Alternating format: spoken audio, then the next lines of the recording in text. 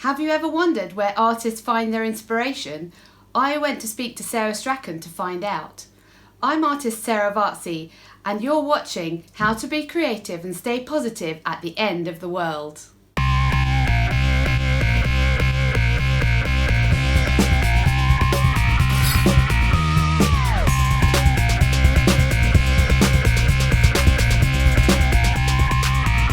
I'm really excited to be here in Sarah Strachan's studio. I have admired her work for quite some time and I can't wait to find out more.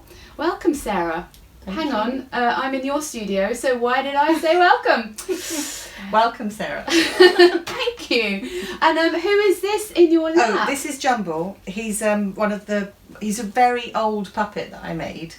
And does he bite or can I give him no, a he's stroke? very gentle actually. Oh, hello.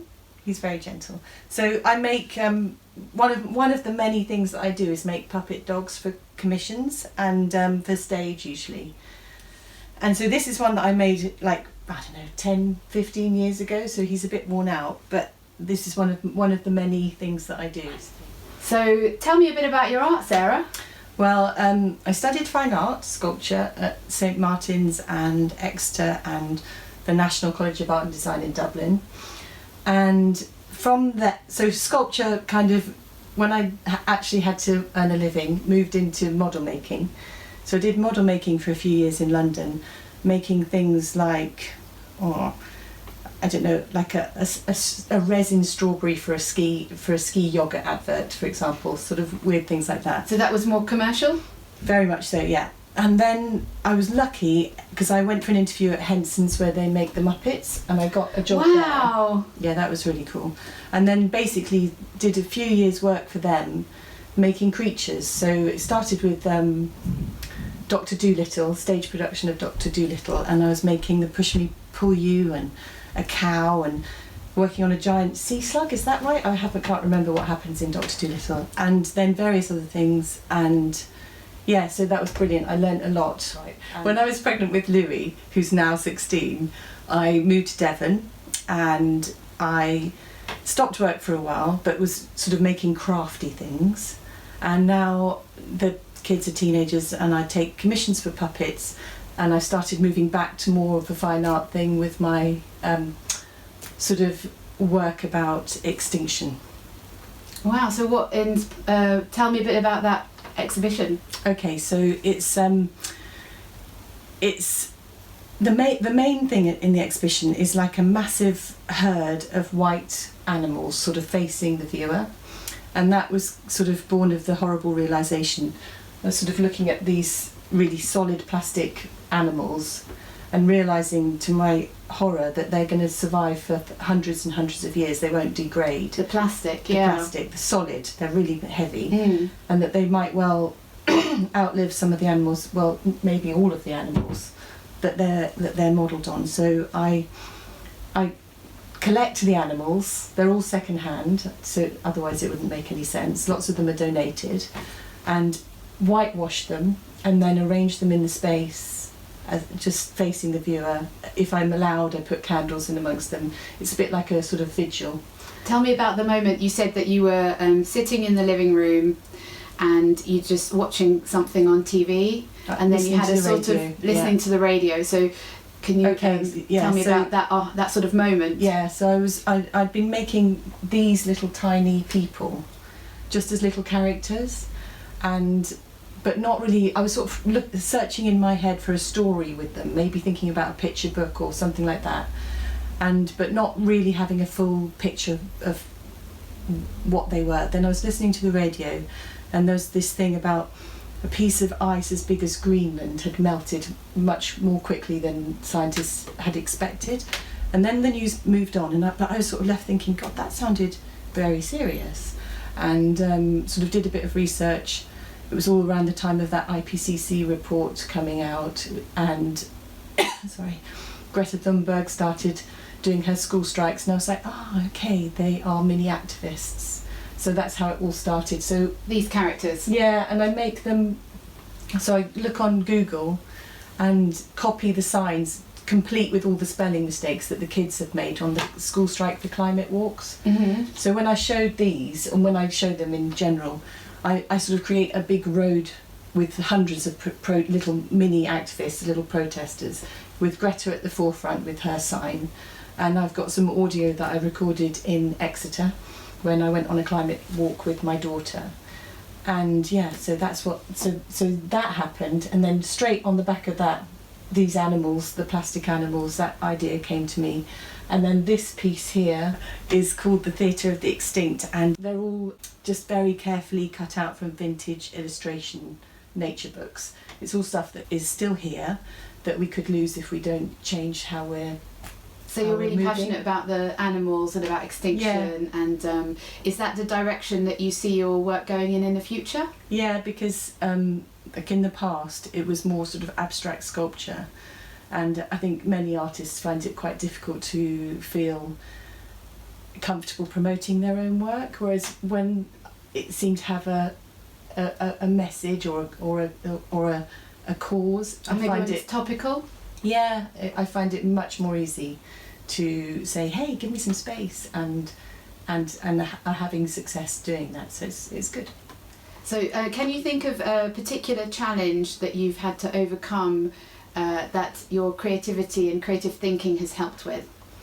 I think my creative challenge is not quite knowing which direction to go in creatively. So I do lots of different things, like I make the puppets, I've got this more sort of topical art that I'm doing, I make more crafty art, and I do illustrations, and I'm trying to write children's books.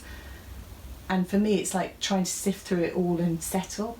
So the challenge, it's difficult to know how to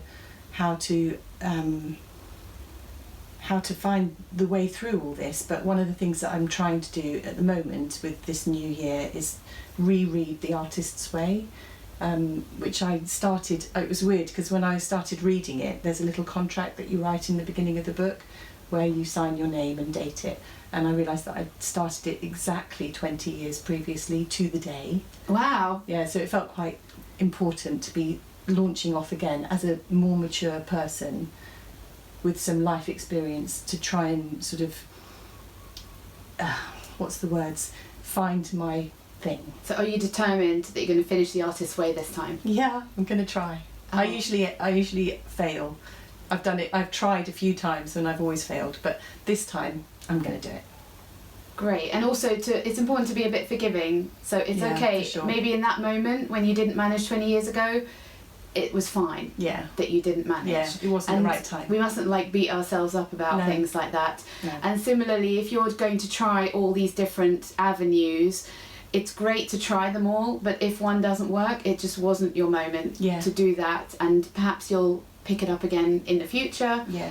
And I can understand how I've got so many ideas myself, and it can be hard to be focused, and also if you do focus, then you end up putting in more effort and perhaps reaching a high level with that one thing rather than spreading yourself quite thin. But then at the same time, it's really important not to be so focused that you don't experiment and try some other things along the way. Yeah. That I think it's very easy to try something once and dismiss it, but to keep an open mind and still revisit those things in the future is really part of the creative journey. Yeah. And so tell me about one of the greatest triumphs of your creative journey so far. For example, having your exhibition in Dartington, that was that was really lovely. So this work all began, and the first time I showed it was in this room as part of Open Studios, and it was quite compromised, as you can imagine, because there's a lot of clutter in here. And then I got in touch with Lou Rainbow at Dartington, who runs the Craft Revolution, and said, I'm thinking about, have you got space? And she was brilliant. She just went, yes. And, she just made it happen. And I was very grateful to her. And it couldn't have been a better space for the piece, actually. It was in a bell tower, medieval bell tower. And the floor space was about, 9 square metres on graves, and it was just so I put all the white animals out and the candles, put cushions so that the viewers could sit there quietly with the work. And I know that people loved it because they had a book where people wrote down their comments, but quite a few people came out crying, which is, I think, shows it's working. When I saw it at dusk with the candlelight, it was incredibly moving, especially because it was in this sombre, majestic environment, and I think that was perfect. Yeah. And where are they going to be shown next? It's going to be at Tor Abbey in Torquay, and again it's a really beautiful setting for it. It's in the gatehouse, which is this lime washed, I don't know how old it is, I think it's 14th century or something, the room, and it's got these very deep walls with very deep windowsills, which are going to be all filled up with the animals, and then a big floor space in the middle, which, if I can gather enough, I'm going to try and fill that as well. So it's, I'm always looking for animals, basically. You've been watching How to Be Creative and Stay Positive at the End of the World with me, Sarah Vartzi. What an inspiring interview. I would love to know if any of you have used The Artist's Way to help you with your creativity. Don't forget to comment below and hit that subscribe button to stay in touch.